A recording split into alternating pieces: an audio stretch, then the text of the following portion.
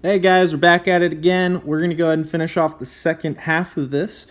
What we're going to be doing now is talking about the differences between function values and limits. That's where you guys may have been confused at before.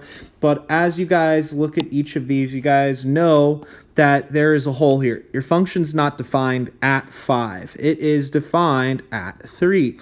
Once again, when we go over to this part, it is not defined at 4. It is not equal to 7. It is equal to 2 at that function. So our function value is different than your limit. So once again, a function value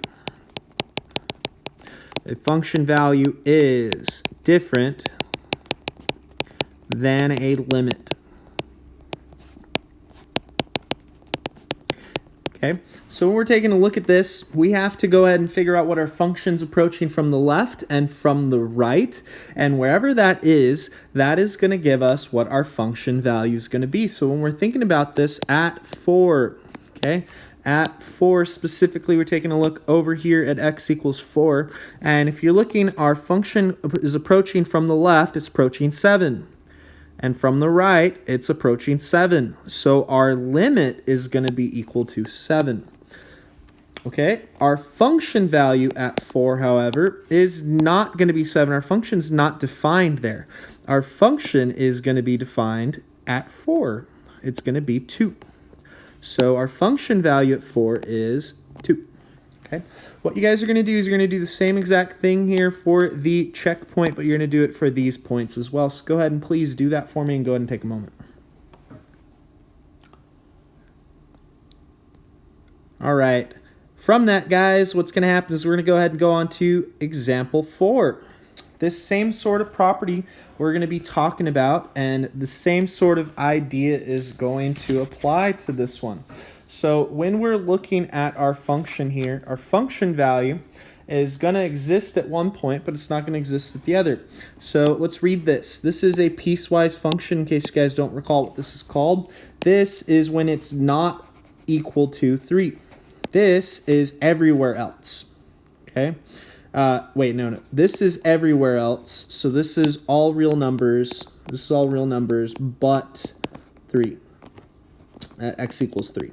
And this is just at x equals 3. Okay, so at x equals 3, our function is going to be at -5 here.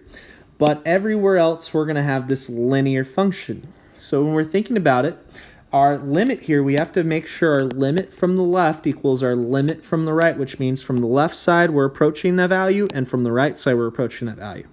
Now, our function value, f of 3, is going to be equal to -5. That's what the function is defined at. But our limit is different than that. Our function from the left is approaching 2, and our function from the right is approaching 2. So if those are both equal to one another, then we can say our limit as x approaches 3 is going to be equal to 2. Okay. What I'd like you guys to do is please go ahead and do the same thing for checkpoint 4. If you guys read through this right here, it says draw your own graph and then answer your questions. So you need to draw a piecewise function, and then you're going to find this limit for me. Please go ahead and do that. All right. And now we're going to be going on to our last kind of portion of it. This is going to be called a one-sided limit. We're going to be taking the limit from one side and our limit from the right side, and then we're going to be determining if they're equal to one another. So in this case, if you guys are taking a look at this function, the limit as we take x squared, the limit as we go from where x goes to 2, and this negative here, this means from the left.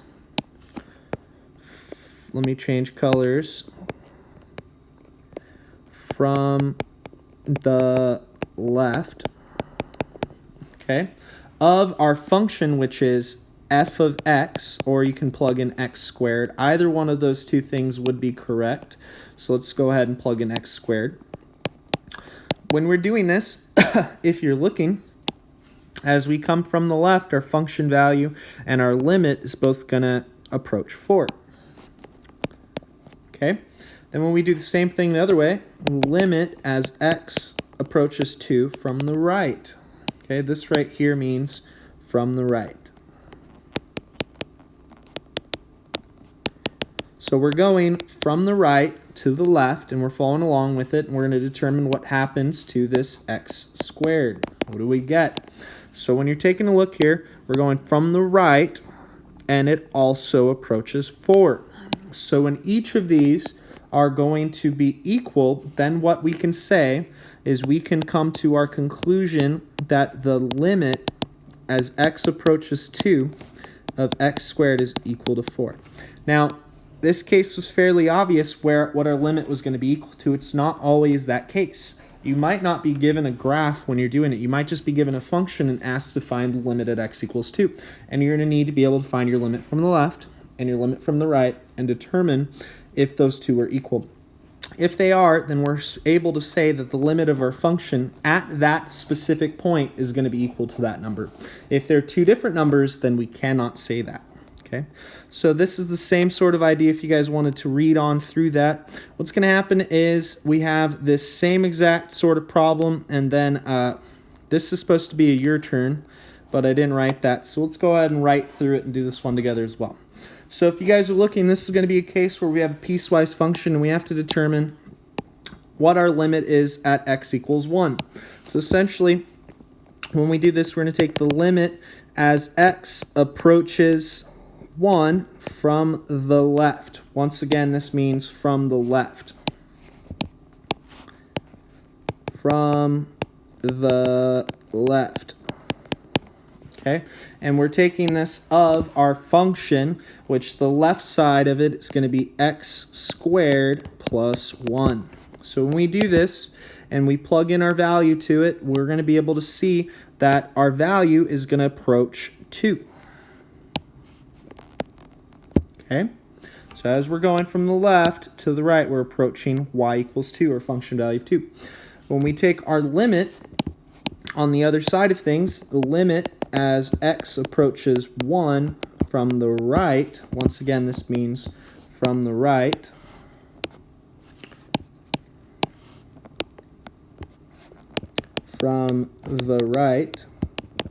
what this means is that we're looking at it from right to left. And now in this case, our function is going to be defined as x plus 3. So when we do this, you guys are going to see when you plug in 1 into this piecewise function, we're going to get 4. So this is going to be one of our cases where we go ahead and we say the limit of f of x as x approaches 1, if they're two different values, then our limit does not exist. Does not exist.